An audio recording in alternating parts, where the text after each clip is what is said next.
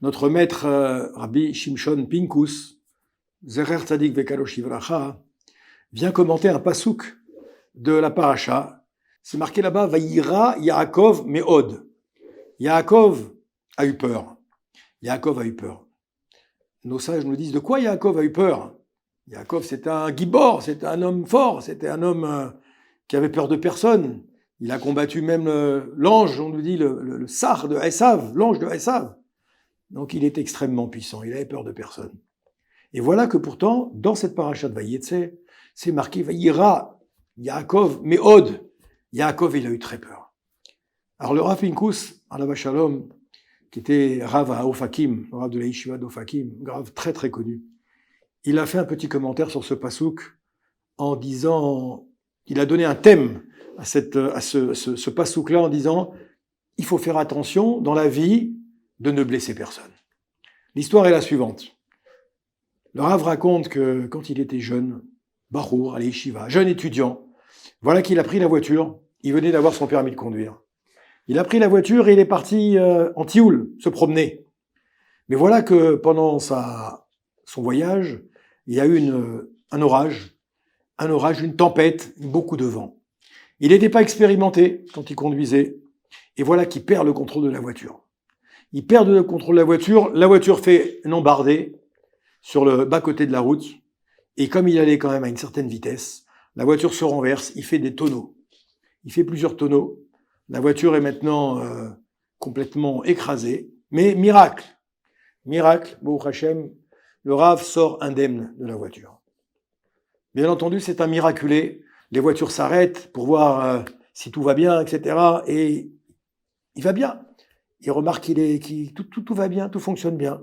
Mais, entre-temps, des gens qui avaient vu l'accident se produire ont appelé le Magen David Adom, ont appelé l'ambulance. L'ambulance arrive au même moment que le Rav reprend ses esprits et que les passants curieux sont venus voir si rien de grave ne s'était passé.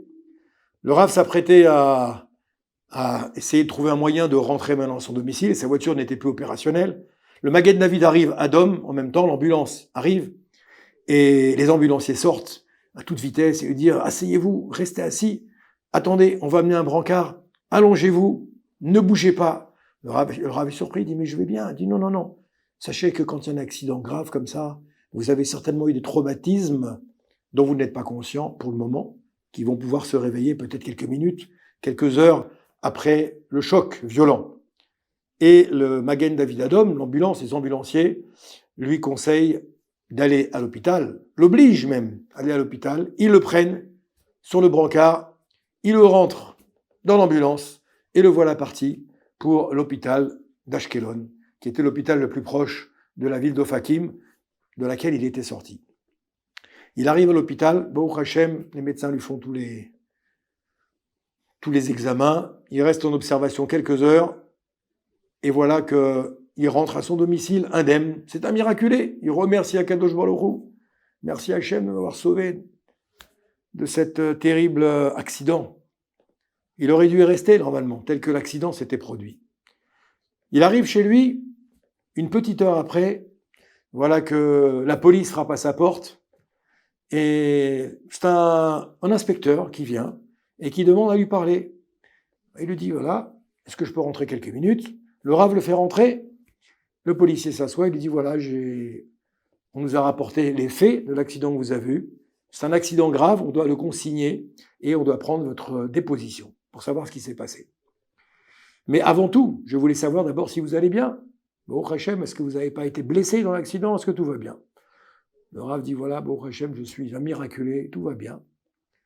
Alors le policier s'assoit en face du Rav et voilà qu'il commence à poser des questions.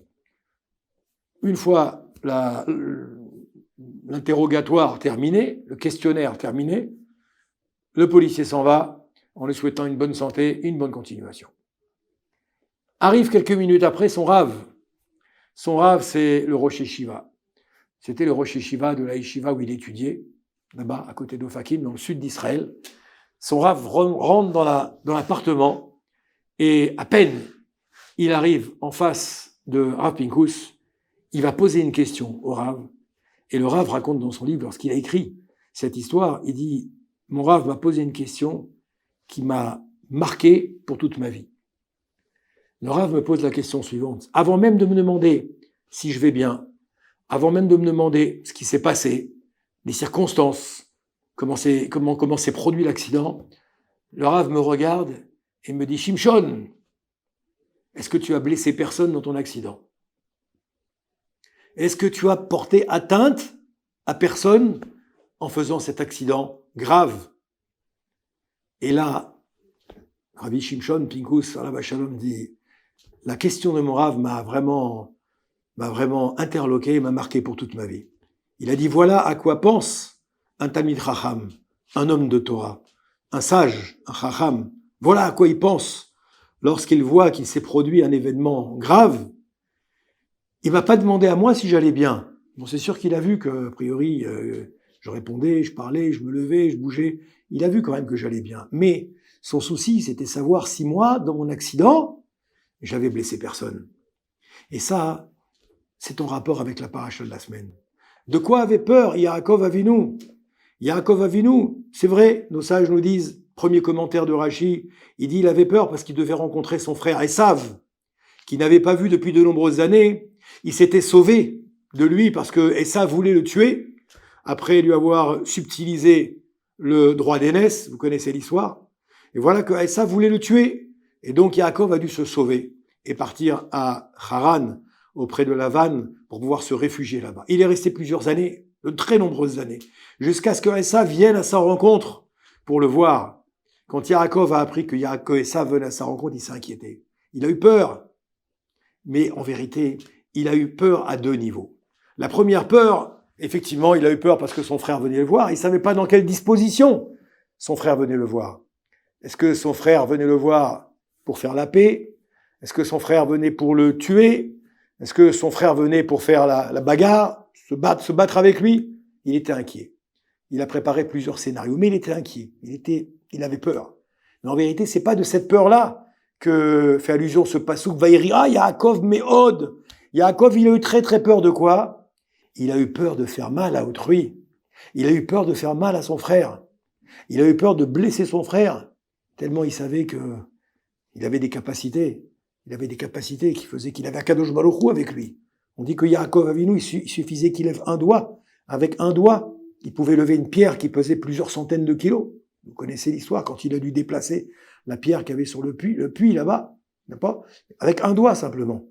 Alors on voit que de là, le grand message qu'Akadosh Baruch Hu nous livre dans cette paracha et à travers cette histoire de Rabbi Shimshon Pinkus, que dans la vie, la seule préoccupation qu'il faut avoir, c'est pas pour sa personne. En général, on s'occupe bien. Chacun s'occupe bien de sa petite personne, n'est-ce pas?